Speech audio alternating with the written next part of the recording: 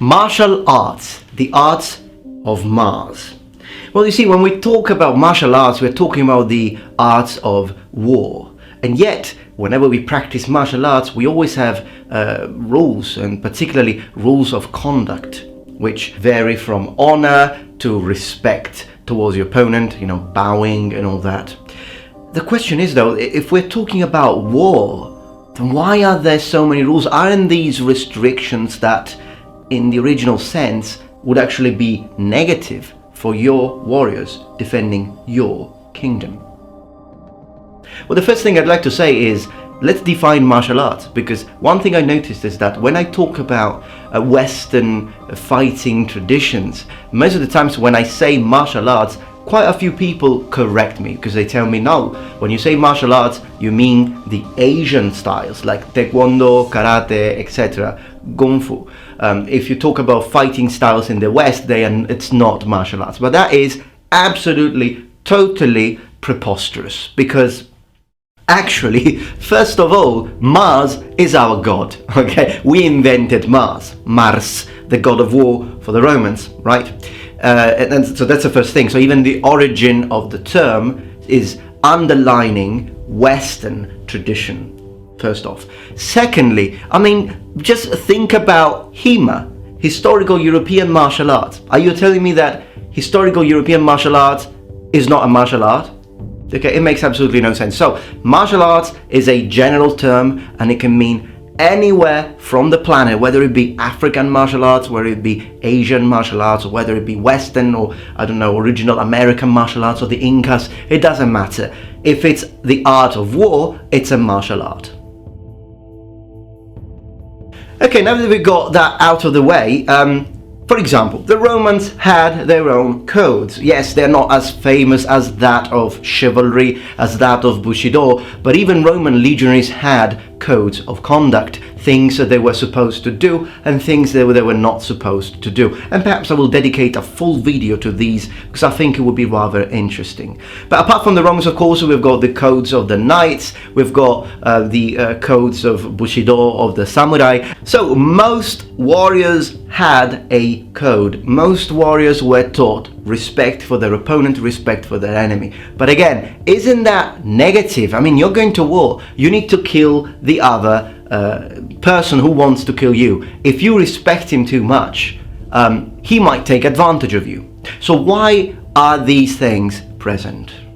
Okay, so the first thing we need to keep in mind is that one thing is the martial arts we study in a dojo or in a gym during a time of peace, like the one that we're experiencing now. And one thing is the sort of martial arts that modern day martial arts derive from, that were used during actual times of war. What do I mean by that? I mean that when your life is at stake, we shouldn't imagine all medieval knights to be following their code, of their chivalry code. We shouldn't imagine all samurai following their code, the Bushido. That's the first thing. Secondly, many terrible things were done at the time. So even the concept of honor needs to be filtered through the culture and time of that specific time period, meaning that there are some things that a samurai would do which would be considered honorable that would not be considered honorable in our day and age. For example, just keeping the fact that a samurai had to bring power, honor and respect, land and riches to his own lord, and if he did that, that would have been an honorable thing. He would be following the code of Bushido, the code of the warriors. But in order to do that, sometimes the samurai had to do espionage and work like ninja. Other times the samurai had to, maybe just attack a village, kill everyone. That would still be considered honorable, because you are serving your daimyo. So yes, some of the things that they did or didn't do would still be considered honorable today from our perspective, but other things wouldn't.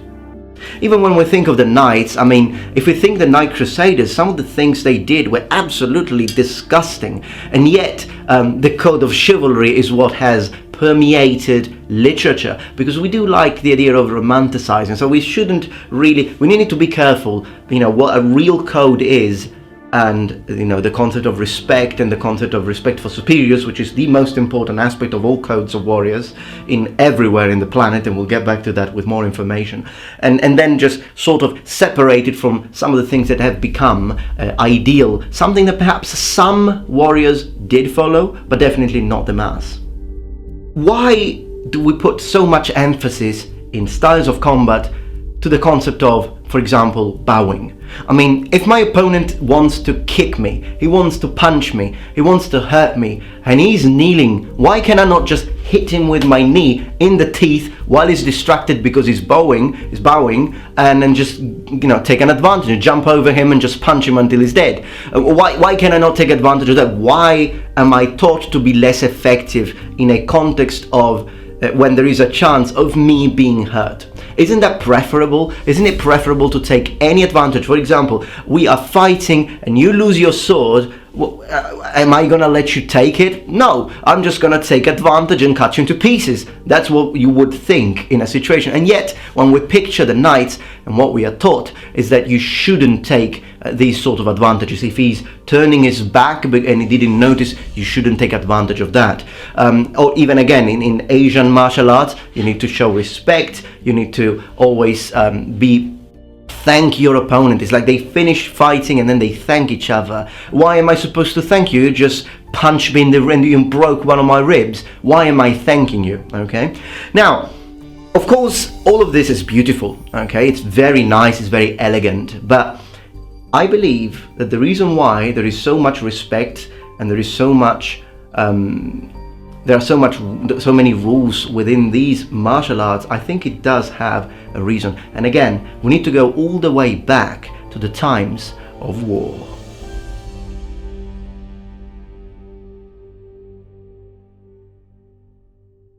One keyword: control. Let's say you're a king during feudalism, okay? And you need to raise an army. So what do you do? You take strong men. Well, you take like some kids that you think could be fit. You turn them into strong men. You train them since they are 7. They know how to use the best weapons technology of the time can provide. You arm them with the best armor that technology can make. They are trained, they are strong, and they are a reasonable number. What happens if they decide to rebel against you? And of course, in the case of the Roman Praetorians, for example, it did happen quite a lot of times anyways. But you're a medieval king. How are you going to control your knights?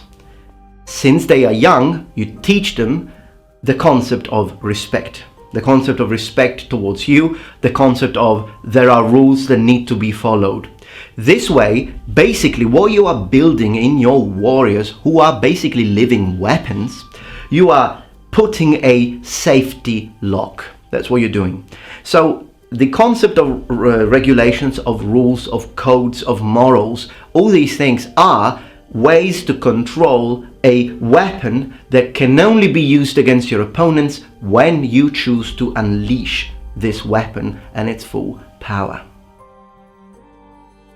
So again, I think it's very noble, and of course, I'm all into being noble in heart and everything, because this is the motto of this channel. Now, although it is very noble, the idea of being respectful of your opponent, considering what you can learn, trying to be humble and everything, but I think that ultimately, if we look at the raw reality of what's around there, the reason why certain things were taught to warriors of ancient times is because these overlords, the sovereign, the sort of dukes, counts, nobility, people who were in charge, knew how powerful these weapons they were making were, and they needed to make sure they could keep them under control. In fact, even if you think about it, tournaments, jousts, originally jousts weren't just tournaments of two knights, they were actual battles almost,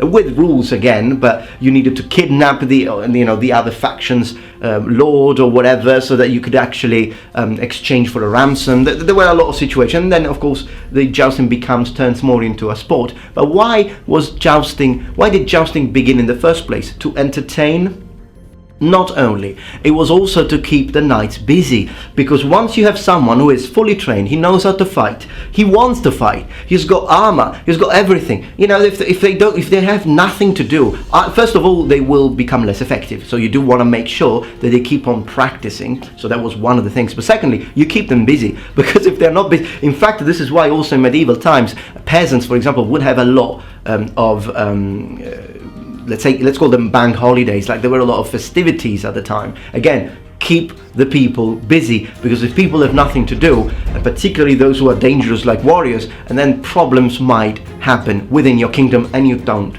want that. So there are a lot of things that need to be taken into consideration when we consider the sort of people that these royalty was creating, okay? And they always needed to make sure that they could control them at all times. So of course it wasn't always possible, but I would say, in my opinion, that for most of the times this is why these regulations happened, to be always linked to the concept of a warrior, whether it be in its most primitive forms at first, whether it be in its most elaborate versions in literature and everything. But what we get now in martial arts, which we keep particularly in the East, I'll give them that, particularly in the East, they sort of kept it and stressed a lot upon the concept of respect and all and whatnot. I think these are a reflection. They are a reflection of a shadow of what was there back in the days, and the reason probably has been lost throughout time.